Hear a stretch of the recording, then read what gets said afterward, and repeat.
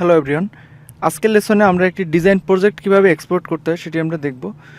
তো আমার এই ডিজাইন প্রজেক্টটি এক্সপোর্ট করার জন্য বা এই ল্যান্ডিং পেজটি এক্সপোর্ট করার জন্য আমি শুরুতে যেটি করব সেটি হলো আমি আমার প্রজেক্টটি সেভ করে নিব।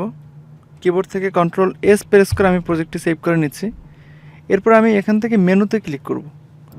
মেনুতে ক্লিক করার পর এখান থেকে একটি এক্সপোর্ট নামে একটি মেনু পাবো। তো এক্সপোর্ট করার আগেই আমাদেরকে শুরুতে যেটি করতে হবে, আমি দুটিভাবে এক্সপোর্ট করতে পারবো। প্রথমটি হলো আপনি এখানে যদি মাল্টিপল আর্টবোর্ড থাকে, আপনার যদি এখানে 10টি পেজ থাকে, তার ভিতরে আপনি স্পেসিফিক একটি পেজ আপনি এক্সপোর্ট করতে পারবেন, অথবা 10টি পেজই আপনি একত্রে এক্সপোর্ট করতে পারবেন। তো আমার যেহেতু এখানে একটি পেজ, সো আমি এখানে এই পেজটি সিলেক্ট করব। সিলেক্ট করার পর আমি চাচ্ছি এই ডিজাইনটি আমি এক্সপোর্ট করার জন্য। সো এই ডিজাইনটি এক্সপোর্ট করার জন্য আমি প্রথমেই আর্টবোর্ডটি সিলেক্ট করে নিলাম। দেন আমি এখান থেকে মেনুতে যাব, মেনু থেকে এক্সপোর্টে আমি যাব, এক্সপোর্ট থেকে সিলেক্টেড ক্লিক করলে কিন্তু এক্সপোর্ট অ্যাসেটস নামে একটি ডায়লগ বক্স আসবে। অথবা আমরা কিবোর্ড থেকে শর্টকাট বাটন সেটি হলো Ctrl+E।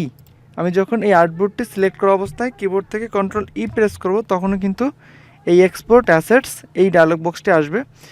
তো এখান থেকে আমি ফরম্যাট চুজ করব যে আমি কোন ফরম্যাটে আমি এটি এক্সপোর্ট করতে চাই। নর্মালি আমি পিএনজি ফরম্যাটটি রাখবো। এখানে বাই ডিফল্ট যে বিষয়গুলো রয়েছে, এক্সপোর্ট ফর ডিজাইন, আমি এখান থেকে ডিজাইন চুজ করলাম। এই বিষয়সমূহ সম্পর্কে আমি পরবর্তী কোনো লেসন অথবা আমাদের পরবর্তী যে কোর্সগুলো আমি নিয়ে আসবো, ওই কোর্সগুলোতে আমি এই বিষয়গুলো সম্পর্কে ডিটেইলড ডিসকাস করার ট্রাই করব, কারণ এখানে এর সাথে সম্পর্কিত আরও বিভিন্ন বিষয়সমূহ রয়েছে যেগুলো আমাদেরকে তখন একটু ডিটেইলড বুঝতে হবে। তো আমি বাই ডিফল্ট এখান থেকে এক্সপোর্ট ফর ডিজাইনটিই রাখলাম এবং এটি দিয়েই আমরা আমাদের কাজ করতে পারবো। তো আমি এখান থেকে ফরম্যাট চুজ করলাম পিএনজি, এখান থেকে এক্সপোর্ট ফর ডিজাইন, আমি এখান থেকে ডিজাইন চুজ করলাম। দেন এখান থেকে এক্সপোর্ট টু, আমি ফরম্যাট বললাম, কি পারপাজে বা কীভাবে আমি ডিজাইনটি এক্সপোর্ট করতে চাই সেটি বলে দিলাম।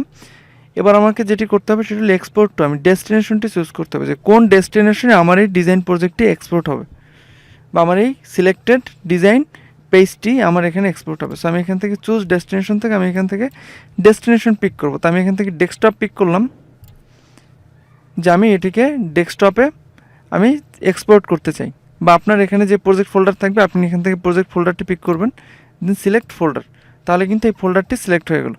এবার এক্সপোর্ট করব। দেখুন আমার এই পেজটি কিন্তু অ্যাজ এ পিএনজি ফাইল এটি কিন্তু এক্সপোর্ট হয়ে গিয়েছে। এখন যদি আমি আমার ডেস্কটপ থেকে আমি প্রজেক্ট ওপেন করি, দেখুন আমি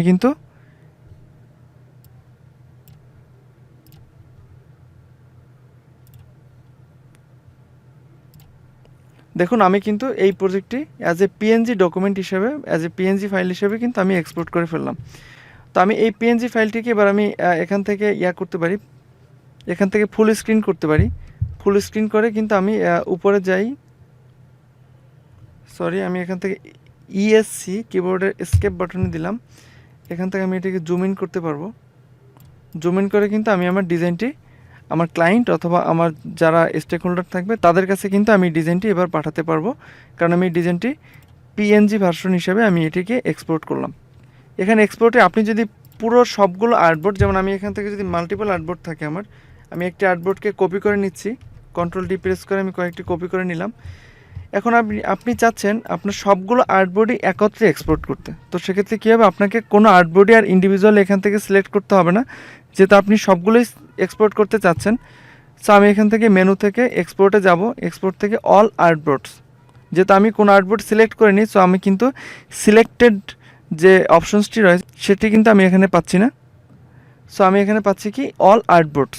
আমি অল আর্টবোর্ডসে ক্লিক করলে এবার দেখুন এক্সপোর্ট অল আর্টবোর্ডস, আমি উপর থেকে পিএনজি রাখলাম, এখান থেকে এক্সপোর্ট ফর ডিজাইন চুজ করলাম, এক্সপোর্ট টু ডেস্টিনেশন ফোল্ডারটি চুজ করলাম, দেন এক্সপোর্ট অল আর্টবোর্ডস দিলে কিন্তু আমার এখানে সবগুলো আর্টবোর্ড কিন্তু এই ডেস্টিনেশন ফোল্ডারে কিন্তু এক্সপোর্ট হবে।